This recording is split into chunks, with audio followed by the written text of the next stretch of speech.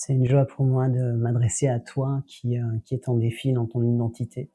Tu te poses peut-être des questions sur qui tu es et peut-être même que ça sème du trouble dans ton cœur parce que tu te dis voilà comment ça se fait que je sois comme ça, comment ça se fait que je sois si mal. Et c'est vrai que l'identité c'est le point central de tout. En fait, quand tu ne sais pas qui tu es et quand tu ne connais pas en fait ben voilà, qui tu es, pourquoi tu es là et ce à quoi tu es appelé, eh bien, ça peut amener beaucoup de troubles. Alors, il y a tant de choses à dire. Je vais essayer d'être concise. Mais dans la Bible, on voit dès le départ, dès la Genèse, que l'ennemi utilise vraiment cela, l'identité, pour faire chuter Ève et Adam. L'ennemi va venir questionner la bonté de Dieu aux oreilles de Ève qui va essayer de se justifier. Et au lieu de se poser comme étant la fille bien-aimée du Père qui peut toucher, prendre de tout, goûter à tout, mais qui a des limites et ces limites elle les respecte, au lieu d'être soumise et de juste accepter cela comme une grâce, comme un cadeau, comme une liberté, en fait elle le voit comme une privation, elle cherche à se justifier. Et ça va l'amener à tomber. Et quelques milliers d'années plus tard, on voit Jésus qui, lui, est tenté par le diable, qui va venir lui dire « si tu es le Fils de Dieu », donc il vient à nouveau questionner l'identité, cette fois de façon encore plus frontale, mais Jésus tombe pas dans le panneau. Juste avant, Jésus s'est fait baptiser et il y a cette phrase extraordinaire du Père qui dit « celui-ci est mon Fils bien-aimé en qui je mets toute mon affection ». Et Jésus, il part dans le désert en sachant qui il est. Et il va accomplir son ministère sur terre fort de cette assurance de qui il est dans le Père. Et j'aime tellement, tellement ce passage dans Jean 13, quand Jésus, c'est au moment de la Pâque, c'est-à-dire juste avant ses souffrances pour toi et pour moi à la croix. Jésus, il est dit avant la fête de la Pâque. Jésus, sachant que son heure était venue de passer de ce monde au Père. Il connaît les choses, il a cette omniscience-là. Il sait que c'est le temps pour lui de retourner au Père. Il est dit il a aimé les siens. Ayant aimé les siens qui étaient dans le monde, il mit le comble à son amour pour eux. Et je vais au verset 3, Jean 13, verset 3. Jésus, qui savait que le Père avait remis toutes choses entre ses mains, imagine ça, qu'il était venu de Dieu, Jésus savait d'où il était venu, et qu'il s'en allait à Dieu, il connaissait sa destinée, eh bien, qu'est-ce qu'il put faire? Il put se lever de table, ôter ses vêtements, prendre un linge, et ensuite nettoyer les pieds des gens qui sont avec lui. En fait, le fait qu'il sache qui il est en Dieu ne l'empêchait pas, au contraire, de se rabaisser et d'aller servir les autres. Et ça, c'est le comble de l'amour. C'est que ce Dieu tout-puissant qui était celui qu'on aurait dû laver, nettoyer, prendre soin, lui, il peut s'abaisser parce qu'il sait qui il est. Et le problème, c'est que quand tu sais pas qui tu es, tu pourras jamais t'abaisser. Tu vas chercher à t'élever. Tu vas chercher, comme Ève, à aller montrer que tu es plus que ce que tu n'es. Et ça va t'amener à tomber. Et si tu souffres dans ton identité aujourd'hui, j'aimerais te dire que le but n'est pas que tu cherches en toi qui tu es, mais que tu puisses apprendre à le chercher en Dieu. Pour moi, le chemin de la détransition a été très difficile, parce que je ne savais pas qui j'étais, et je ne savais surtout pas comment être une femme. Toutes les représentations que j'avais d'être une femme étaient extrêmement douloureuses. Les expériences que j'avais faites dans le passé étaient extrêmement stressantes pour moi. Donc j'avais aucune idée en fait. Et j'ai dû abandonner l'idée d'y arriver par moi-même. Le Seigneur m'a amené à aller au bout de moi-même, de mes efforts religieux, de mes jeûnes, de mes prières. Je suis devenu, pour ainsi dire, pardon pour l'expression, mais une loque. J'arrivais plus à rien faire. Et c'est en arrivant au bout de moi-même, en disant à Dieu, je veux pas, mais fais-le, où je me suis vraiment abandonné.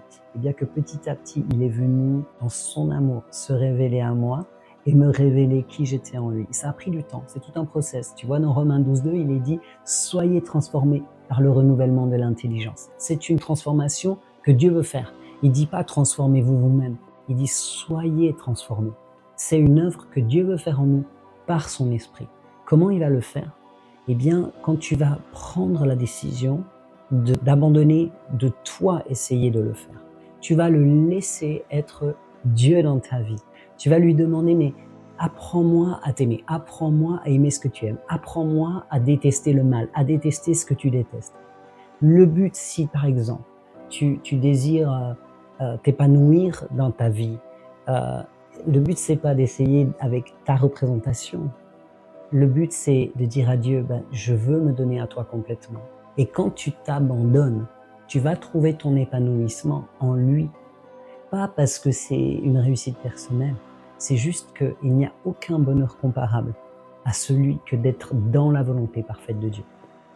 Et j'aimerais vraiment t'encourager à abandonner tes efforts, à abandonner le fait d'essayer de trouver dans l'autre ton bonheur. Il y a beaucoup de gens qui essayent de fréquenter tel ou tel milieu, ça leur donne de la valeur, etc. J'ai envie de dire, va dans le lieu secret. Va là où Dieu veut parler à ton cœur. Laisse-le te parler. Apprends à l'écouter.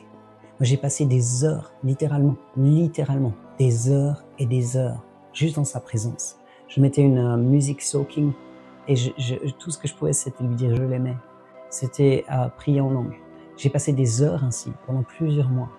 Et je voyais que dans ces temps où j'étais juste là, dans ce silence de sa présence, ou bien j'ouvrais ma Bible, je méditais sur un verset ou l'autre, il faisait cette œuvre de restauration de mon intelligence, ce dont il était question dans Romains 12:2. Il était en train de reformater ma façon de penser. Il a changé la façon dont je le voyais, la façon dont je me percevais. Il a changé mes attirances, il a changé mes goûts vestimentaires, mes goûts, tout ce qui me semblait impossible, inimaginable, du vernis à ongles, du rouge à lèvres, des choses comme ça qui sont typiquement féminines. En tout cas, pour moi, c'était une évidence. Ben là, tout à coup, il est venu me donner même du plaisir pour ça. Il m'a amené à être attiré par les hommes, ce qui ça n'avait jamais été mon cas avant. Vraiment, le Seigneur a transformé les choses, non pas parce que j'ai fait des efforts, mais parce que je me suis abandonné à lui. Et j'aimerais vraiment t'encourager. La clé est là. As-tu fait de Jésus-Christ ton Seigneur? Peut-être qu'il est ton sauveur. Peut-être que tu as dit un jour dans une église, quand il y a eu un appel, oui, moi je veux donner ma vie à Jésus-Christ. Mais la réalité, c'est que le salut, c'est pas juste lever la main dans une église. Le salut se caractérise par une vie abandonnée. L'apôtre Paul dira, ce n'est plus moi qui vis, c'est Christ qui vit en moi. L'apôtre Paul, il avait des convictions tellement fortes. Quand je me vois, je me dis, j'étais aussi paumé que lui. Quand il était un vrai pharisien qui persécutait les chrétiens avec zèle, avec détermination, jusqu'à ce que Jésus se révèle à lui sur le chemin de Damas. Mon ami, tu as besoin que Jésus se révèle à toi. Tu as besoin d'une vraie rencontre avec Jésus-Christ pour que tu puisses dire comme Paul, tout ce que je considérais comme de ma gloire, je le vois aujourd'hui comme de la boue pour gagner Christ. Et je prie que ce soit ton partage. Si tu veux faire de Jésus-Christ ton Seigneur, j'aimerais t'inviter maintenant même à lui donner ta vie, avec tes mots, à lui dire, ok, Jésus, j'ai voulu que tu sois mon sauveur, et c'est vrai, je reconnais que tu es mort à la croix pour moi, mais je vois aujourd'hui que c'est pas juste ça le salut, il y a plus, il y a le fait de t'abandonner ma vie, et peut-être que tu as peur d'abandonner une relation, quelqu'un que tu aimes, tu as peur peut-être de devoir renoncer à certaines choses. Oh, mais j'aimerais te dire, mon ami, ouvre les yeux sur l'éternité. Jésus est à la porte, il revient. Il n'est plus le temps de jouer à l'église, comme on le dit si bien.